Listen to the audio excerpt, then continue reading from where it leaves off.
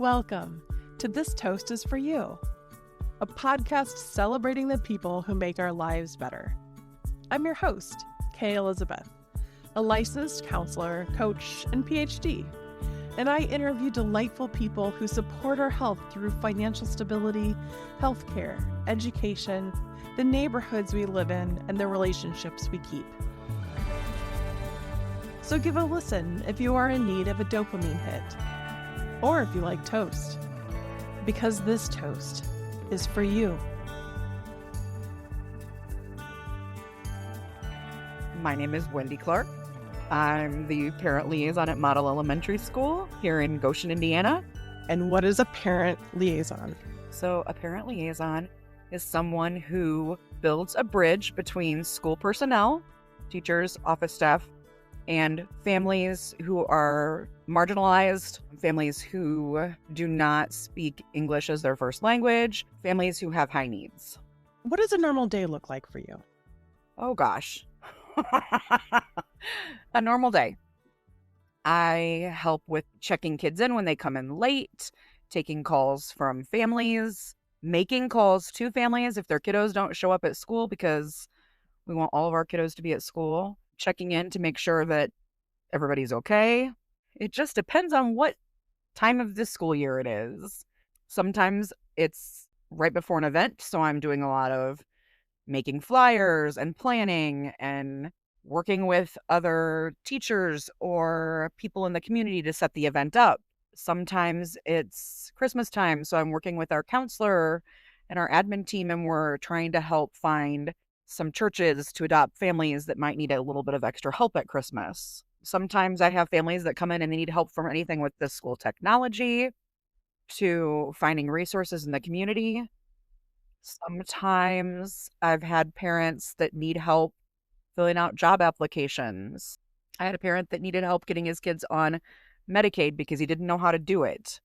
He was a single dad that had just gotten custody and didn't know how to work any of those things well enough to maneuver through the systems. I had a family that it was my first family that I ever worked with. My very first family when I started was from Venezuela. And the dad had been here for almost a year. And then mom and the kids were able to come. And these people were professionals in Venezuela. They had a very nice life there, but because of the political climate, they ended up coming here. And they worked in a factory, and they were so grateful, never a complaint, so gracious about any help that they were able to get. That year, we were able to get them as they were just establishing themselves, and the mom didn't have permission to work yet. We were able to get them adopted as one of our families. The kids didn't have beds, and I was able to find an organization that builds beds for kids. And that organization did the beds and the bedding, and like just how excited the kids were. As a thank you, that mom would make arepas and bring them into the office for us. They were able to purchase their first home. So that learning how to maneuver through things here, it just makes my heart super happy. As you're talking, I hear that you're doing marketing, you're interpreting, you're essentially being a social worker, you're doing event planning. It's a lot of roles. What do you enjoy the most? Gosh, I enjoy the event planning. It kind of was a trial by error. Parents are busy. Sometimes they're overwhelmed. I know because I was an overwhelmed parent who worked 2 jobs and didn't always feel like I had the time to give to my children. And I would not have gone to events at my kids' school unless they said, "Oh, please, I really want to go to this. This is so much fun." I may not have gone to an event where I was going to learn parenting skills, but an event where my kids were going to have a good time, absolutely, because I wanted to give that to them. And so getting to watch those interactions with the families and just seeing how they interact with each other, watching families build relationships with each other as well and find a support system with each other is also super cool. We have a really good sense of community in our school. And I think a big part of that is that we have events and we try to get together multiple times a year for things that are not just a parent-teacher conference. It's building a community, figuring out what would work and what wouldn't work, and I got lucky and was pretty successful with pretty much everything I did my first year out. And a lot of the events that I started have become model traditions, which is very satisfying. That's probably one of my favorite parts of my job, is to get to watch the families come in, and watching parents interact with their children in a positive environment is very, very cool. Very rewarding.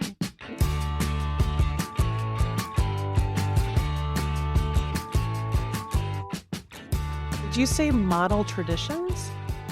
Yes, model elementary school traditions. What are those traditions? We have our typical back to school night. We have a kindergarten welcome night. In September, we have a night for EL families, the English language learner families, to come in and learn about the English language program and the WIDA access test that is mandated by the federal government that their kids have to take. We also have in September, another one of my favorites, kindergarten art project for social emotional health. We have noticed that we have a lot of need with kindergartners in helping them learn how to process their emotions and helping families understand how to help their child process their emotions. The counselor and I read the book called The Colors I Feel in English and Spanish. And my counselor is also bilingual, which is amazing. And then she does a very, very brief social emotional lesson on how to help your children process their emotions. And we have little handout, little cards, little laminated cards that have different tips that they each get to take home. We have a coloring book of the book that the kids can color while we're reading. Mm-hmm. And then we make sun catchers, rainbow sun catchers. So that's a fun one. And then is family movie night, where we show a big movie in the cafeteria, and the leadership kiddos come in and they get to run the concession stand. And any money that we make out of that, we try to get a lot of it donated. The leadership kids, it goes into their account for their program. And then we have Paint with a Parent for just our second grade kiddos. And they have to work together to make their painting, but they also still are supposed to paint their own paintings and not touch each other's paintings. That way we don't have parents trying to paint their kids' paintings, because sometimes that's hard as a parent. We have a reading event at the Goshen Public Library that is a scavenger hunt. And the purpose is that all of the kids go to these different stations in the library, and it's teaching them how to use the public library. And before that event, we give out applications for library cards, and they get to pick those up. And then at the end, if they've gone to all the stations and gotten a stamp, they get to pick something out of the treasure box. So we also have a family game night for our EL families, where we talk about the importance of playing games with your children and what the benefits of doing that are. Every family that comes gets to take home a game of their choosing. I try to get a bunch of different kinds of games: Yahtzee, Trouble, Sorry, Monopoly, Uno, Connect Four, those kinds of games. Jenga is a big favorite. Nice. What are the benefits of games? Oh gosh, I wish I had my pamphlet. Made a little pamphlet to give to families. Well, but that way they're, because in the moment when they're playing the game, they may not remember what I've said. So I have a pamphlet that they can take home with them that lists like 9 things, like learning to take turns. Some of the games require being able to read. Some of the games require different ways of thinking. If you're playing Guess Who, you're making guesses about what might be. The same goes with Clue. Yahtzee, adding. Learning how to cooperate. Like if you're playing Jenga, you're cooperating. Learning to be a gracious winner and a loser, or learning how to lose. Oh, learning how to lose well is so important. It's such an important skill. We have so many kids that don't know how to lose well right now. That's kind of an epidemic that I see, not just here, but just across social media, of kids and young adults that don't know how to graciously lose, whether it be at a game or it be something important to them. Not getting the seat that they wanted at a restaurant, or the parking space they wanted, or learning how to graciously lose or win is important. Learning how to, just learning to spend time as a family, and that it strengthens your bond as a family when you spend time with your children.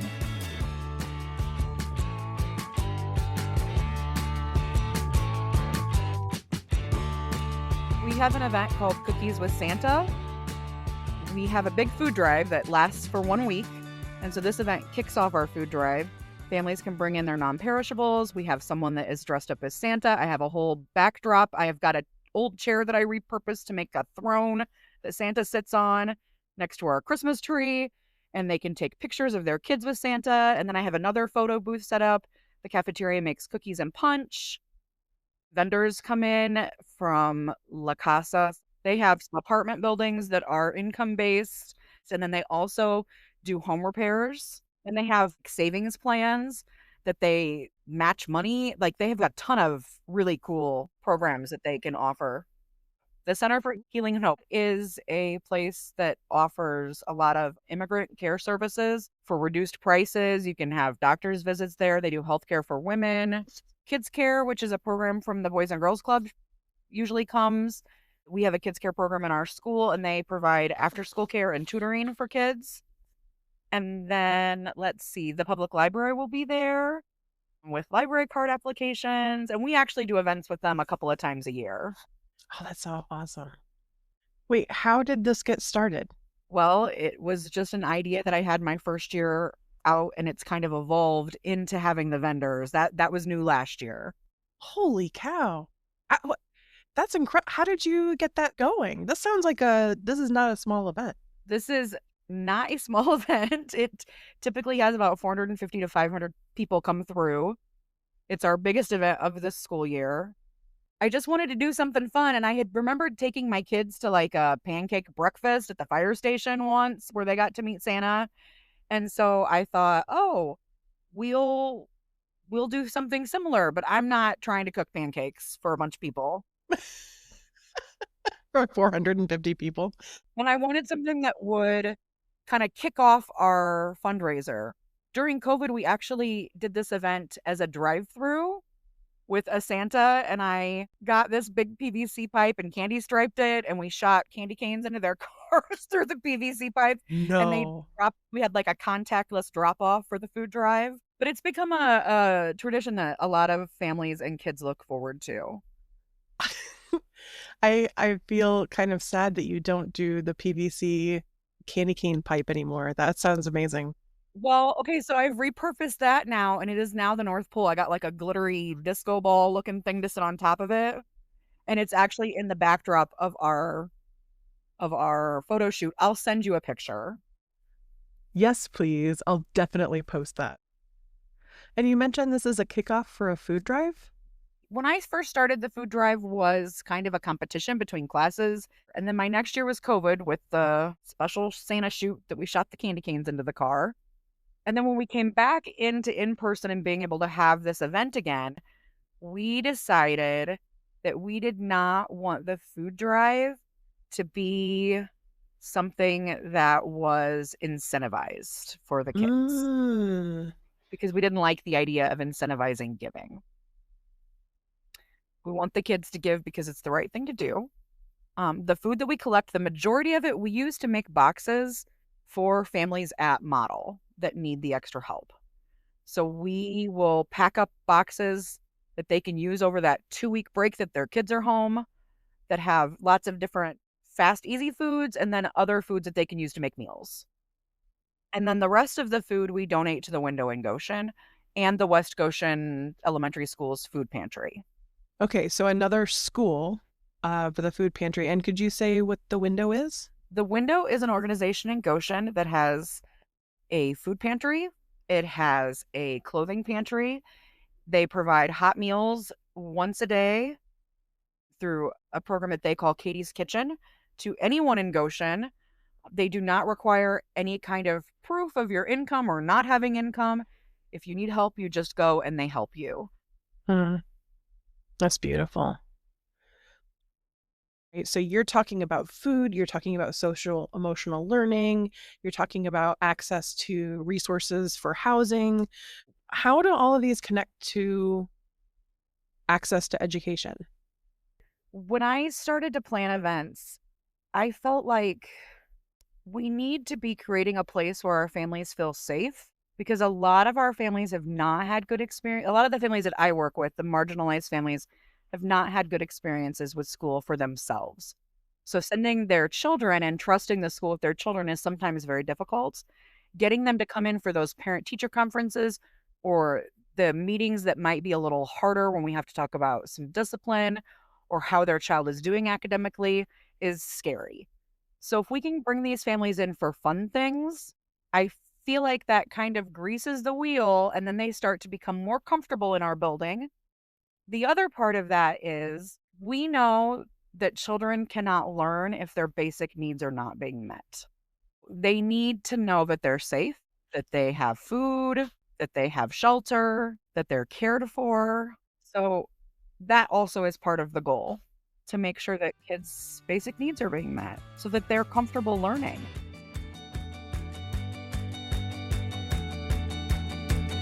Can we talk about the Goshen Council and Mayor? Yeah, so Bambi always talked about the Connecticut kid governor. And so I started thinking that would be something fun that we could do in Goshen on a mayor level. They have to think of something in Goshen that they see as an issue or a problem, and they have to think about what a fourth grade student could do to help improve that issue or problem. And then they make a little video where they talk about that and why they think they would be a good kid mayor. And we take the top 8 kids, because I'm one person doing this by myself, and those kids get to run for kid mayor and kid council positions. So one of them will be kid mayor and the other 7 get to be kid counselors.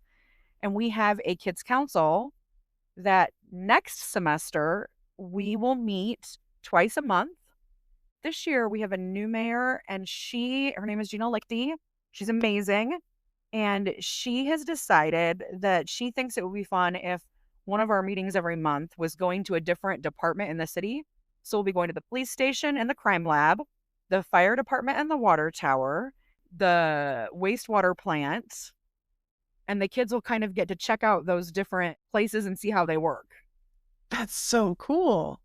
And we will plan a little project for them to do, a project that they get to kind of drive. Last year, they wanted to do a collection of hygiene products, food, and donate it to the local homeless shelter. A couple of years before, I think we did like a community-wide cleanup where we got local businesses involved and we cleaned up part of Goshen. This year, our kid council finalists, we have cleaning up the Elkhart River, tackling litter, endangered, if they're bluebirds or blue jays, and the solution for that was building bluebird boxes. We have one little guy that wants to do book collections in the school for books that people are no longer using and then redistributing them for kids that don't have books at home. Wow. Yeah. We get some very interesting, unique ideas from these kids. It always blows my mind what great ideas they have. Yeah, these are fourth graders. This is pretty impressive. The biggest impact they're going to have is on their local government and their own community, and get them involved in that civic engagement at this age so that when they're bigger, they're still going to want to be involved and they're still going to take it seriously. Everybody can make a difference and everybody can do something to help.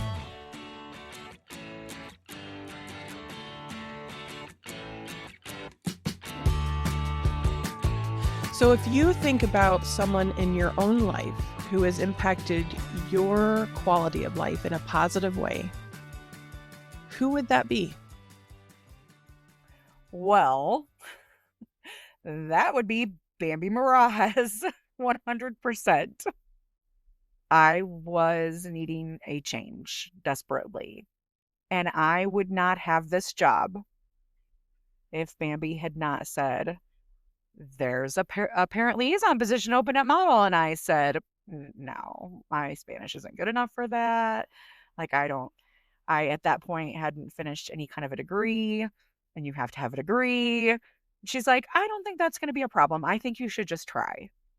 Let me help you with your resume. Let's talk. If she hadn't have given me that push on a professional level, I wouldn't be where I'm at now. If she hadn't have given me the emotional support that I needed over the years with my kids, none of us would be where we are now. When I took this job, I hadn't finished a degree. So I was being paid as a paraprofessional, making $12.56 an hour for the entire first year. That is not enough money to support your children. So it wasn't just emotional support. Her and Matt also helped financially that first year so that I could finish that degree and be paid appropriately. So yeah, we wouldn't be here. My oldest son wouldn't be at Heston. Mario, we just wouldn't be where we are without Bambi and by extension Matt. I'm very, very, very blessed to have the most amazing best friend on the planet. Well, cheers to Bambi and by extension Matt. Absolutely.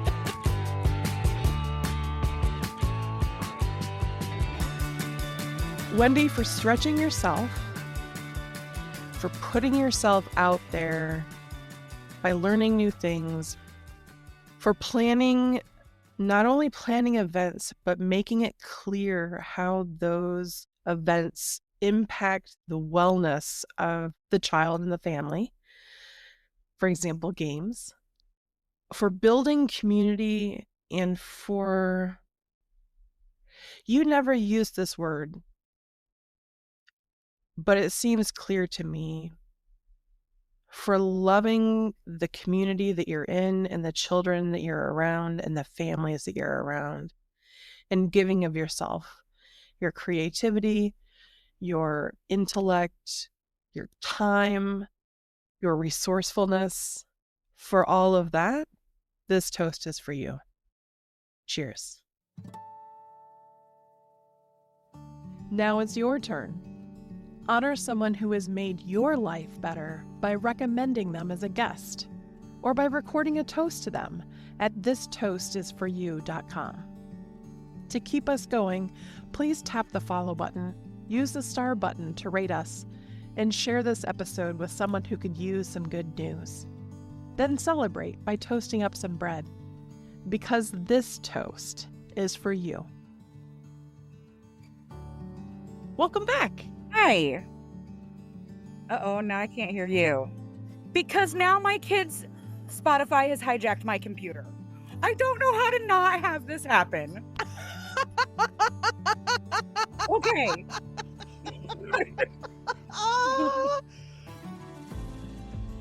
Tell your kid whatever you need to do. Is it okay? Okay.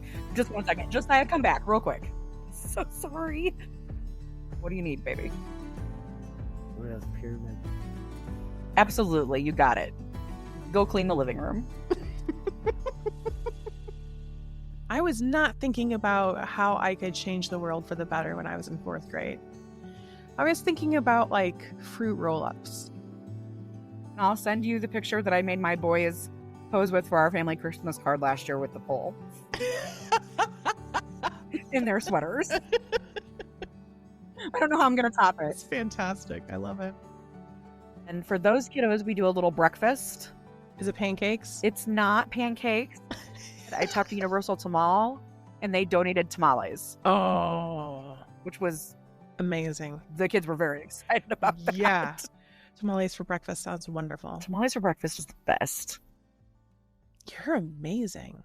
Absolutely not. I'm a whole hot mess, but it somehow works.